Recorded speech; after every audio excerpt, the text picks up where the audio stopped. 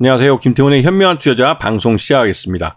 오늘은 아침에 개장 초에 SK하이닉스가 올해 1분기 실적을 공개했습니다. 이미 지난번 이 추정치를 내놨을 때 적자를 예상하고 있었습니다.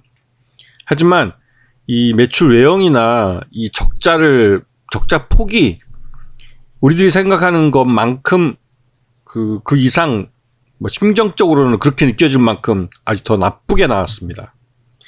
지금 매출액만 봐도 지금 5조 원 정도 이번 분기에 냈는데요. 직전 분기인 4분기, 지난해 4분기입니다. 원래 4분기는 전자제품이나 전자업계에 가장 많은 매출이 일어나는 그런 분기입니다. 즉, 실적이 확정되는 4분기에 밀어내기까지 하는 거죠. 그리고 나서 그 다음 해 1분기에 재고 조정을 합니다. 그래서 이번에 그 1분기 SK하이닉스 실적이 1분기에 5조 원 정도 나온 거는 지난 4분기에 7조 원 나온 걸 봤을 때 이거보단 적겠구나라고 예상을 했습니다.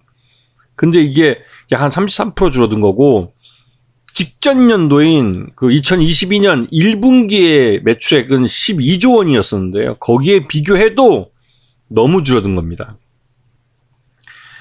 거기다 영업이익을 보시게 되면 요번에 3조 원대 적자를 기록했습니다. 이게 작년 그 1분기 때는 2조 8천억대 흑자를 냈던 업체였는데요. 이렇게 1년 사이에 아주 폭망을 했네요. 폭망을. 거기다가 이제 단기 순손실도 지금 2조 5천억 정도 발생을 해서 지난해하고 봤을 때는 이제 완전히 적자로 전환된 상태죠. 네. 이 정도 되면 실제로 SK하이닉스에 빨간불이 들어왔다고 보는 게 맞습니다. 이 정도 망가지면. 자, 그 SK하이닉스가 이렇게 망가지게 된 이유는, 가장 큰 이유는 이 재고자산에 있습니다.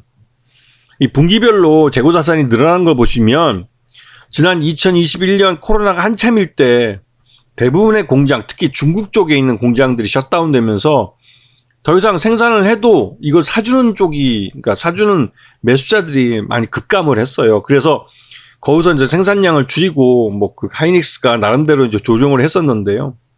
그러다가 이게 2022년 이제 리오프닝에 대한 기대감으로 생산량을 다시 증산을 하기 시작했습니다. 그런데 중국은 제로 코로나 정책이라고 하면서 갑자기 중국이 공장 등을 그냥 셧다운 해버렸죠. 그 바람에 이 SK하이닉스는 떠안을 수밖에 없는, 이 생산하는 족족 재고를 늘려갈 수밖에 없는 상황이 발생했죠. 여기다가 일부 그래도 이제 미국이나 유럽이나 가동을 하는 공장들은 이 공급망 문제에서 중국 때문에 공급망 문제가 발생하니까 일단 살 수 있을 때 재고를 가져가자 해서 재고를 많이 그러니까 가수요까지 발생하면서 바로 칩을 받아갔습니다. 이런 상황이기 때문에 SK하이닉스도 계속 생산량을 줄이지 않고 늘려갈 수 있었죠. 그런데 2022년 2분기 때 실적을 딱 넣고 봤을 때 이게 실적 피크가 3분기 때에 나올 수도 있겠다라는 판단이 쓴 겁니다. 그렇기 때문에 이제 감산을 하겠다고 이제 SK하이닉스가 발표를 했죠. 왜? 중국이 아직까지도 그 작년 2022년 2분기까지만 해도 중국이 리오프닝에 대한 그 스케줄을 내놓지를 못했어요. 그러다 보니 이제는 더 이상 이 재고를 쌓아갈 수도 없는 상황이었고, 그런 상황이기 때문에 감산을 하기 시작했는데요. SK하이닉스는 반도체 제조 라인을 감산할 뿐만 아니라 기존에 있던 그 재고도 헐값에라도 밀어내기 위해서 좀 판매처를 많이 좀 알아본 것 같습니다. 그러다 보니 그럼에도 불구하고 이거 재고 자산이 계속 쌓여가고 분기별로 계속 쌓여가고 있는 상황이라 이 재고를 떨어내지 못하면 SK하이닉스는 생산하는 족족 이 신제품을 팔지도 못하고 예전에 생산한 건 계속 쌓여만 가고 하는 식의 아주 최악의 상황에 치닫게 된 거죠. 여기다가 이러다 보니 당연히 2023년도는 설비 투자를 기존에 발표했던 계획보다 50%를 줄였습니다. 이게 실적 부진이 계속 이어지는 가운데 그 설비 투자를 계속 늘려갈 수 없기 때문에 발생한 것이고, 그나마도 50% 지금 그 그러니까 설비에다 투자한다는 건 미국의 반도체 공장을 새로 짓는 데 투자하는 것을 말하는 거고, 중국 쪽은 지금 엄두도 안 나는 상태죠. 왜냐면 이 미국하고의 미중 그 패권 전쟁에서 이 중국에 대한 반도체를 판매하는 행위에 대해서 미국이 자꾸 선글라스를 끼고 보고 있기 때문에 SK하이닉스나 삼성전자는 중국에다가 반도체를 투자하는 부분에서 좀 부담감을 느끼고 있습니다. 이거는 수익성 지표에서도 확인할 수 있는데요. SK하이닉스는 작년부터 해서 작년 3분기 때 사상 최대 실적을 찍었다고 발표했을 때부터 이미 수익성은 꺾이고 있었습니다. 이거를 이제 이 수익성이 꺾이는 걸 보면서 이제 SK하이닉스가 먼저 감산에 들어간 거죠. 감산을 하지 않으면 지금 반도체 D램 값도 그렇고 낸드 가격도 계속 하락할 가능성이 컸기 때문에 그렇습니다. 이거는 이 전 세계 D램 반도체의 시장 점유율 1위는 삼성전자고 2위가 SK하이닉스고 3위가 마이크론 테크놀로지가 말할 만큼 시장이 독과점되어 있는 특징이 있습니다.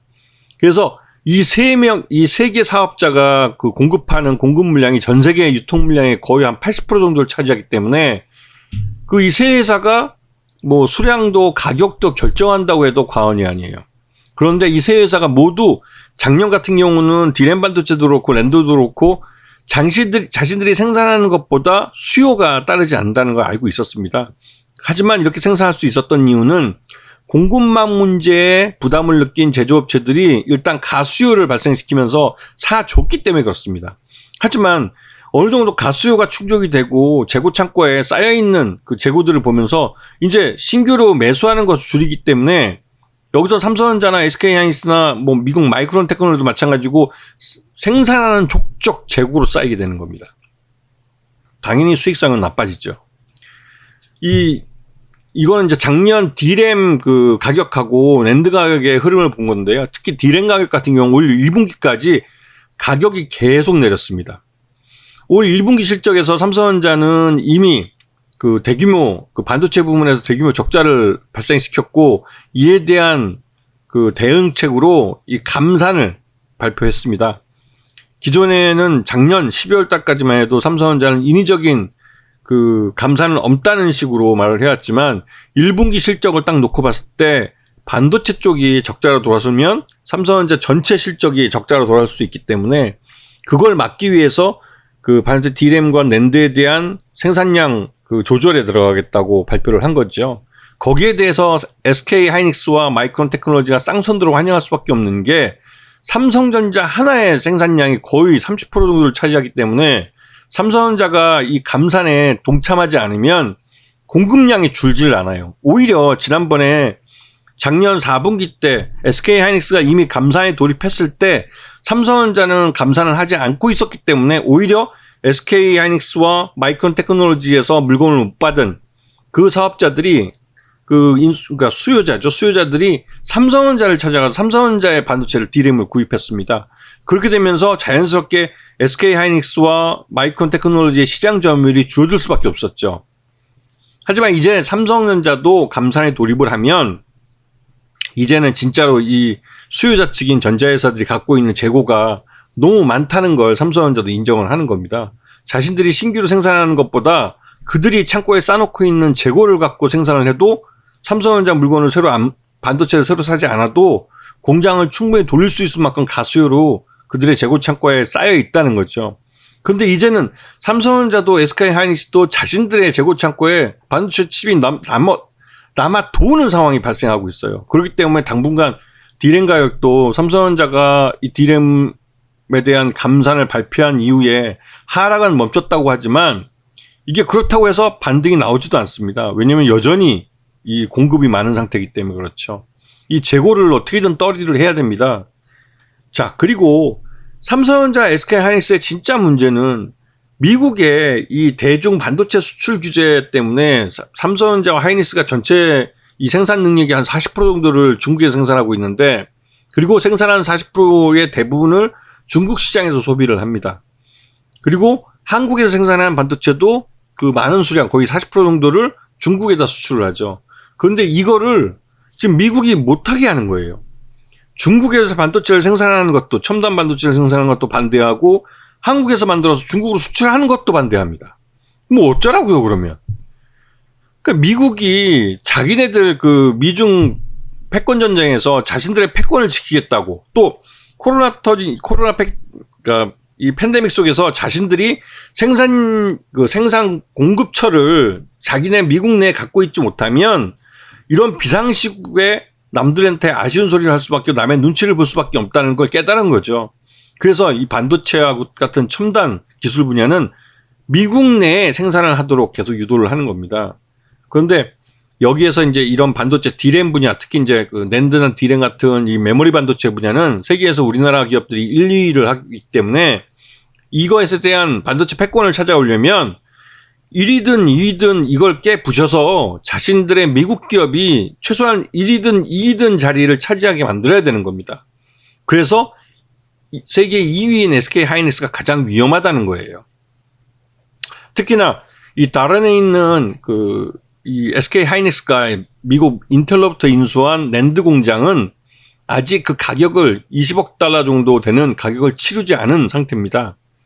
그걸 요번에 이제 그 실사를 다 끝내고 인수하는 자금을 넘겨주면 완전히 이제 그 배타적 소유권을 SK 하이닉스가 넘겨주게 되는데, 그런데 문제는 이 다른 공장에서 생산한 반도체를 중국 기업에 팔는 것도 눈치 보이고, 이 제대로 생산도 하기 어려운 그런 미국의 반도체법 때문에 미국의 눈치를 볼 수밖에 없는 상황이 돼서 이 공장 자체가 제대로 된 생산을 하지 못한다는 거죠. 여기다가 우시에 있는 공장도 마찬가지고 삼성전자의 시안에 있는 공장도 마찬가지고요. 여기에서 최첨단 이 반도체를 만들기 위한 그 반도체 장비의 유입도 미국이 반대를 하고 있습니다.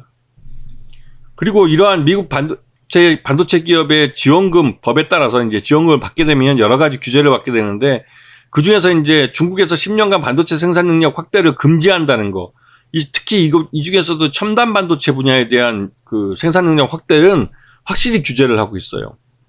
이런 부분 때문에 이 중국 내에서 반도체 생산 자체가 어려운 겁니다.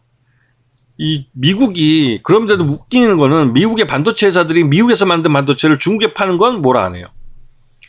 아, 이게 진짜 이 미국의 반도체 지원법 칩스라는 이 법에 의해서 가장 큰 규제를 받는 건 우리 한국입니다. 작년에 미국이 그 인플레이션 감축법이라는 IRA법을 만들어서 미국 기업들에게는, 미국 자동차 완성차 업체들에게는 보조금을 주고, 외국, 특히 우리나라 기업에게는 외국에서 만든 전기차라고 해서 보조금을 주지 않아서 아예 미국의 전기차 시장에 대한 접근권 자체를 규제를 해버렸어요. 그래서 현대차와 기아가 가장 큰 피해를 받습니다. 그런데 올해는 이 반도체 칩스법 때문에 우리 삼성전자와 SK 하이닉스가 가장 큰 타격을 받게 돼요. 작년에 이 칩스법이 처음 도입됐을 때 이거에 대한 이 유예안을 올해 10월 달까지, 그 10월 달까지는 기존처럼 삼성전자나 SK 하이닉스가 원하면 언제든지 그들의 돈으로 해외에서 반도체 장비를 구입해서 이 중국 공장에 넣어줄 수가 있었습니다. 이게 10월 달까지 예외 규정이에요. 10월이 지나가면 이제는 이 칩스법에 따라서 미국 정부의 간섭을 받아야 됩니다.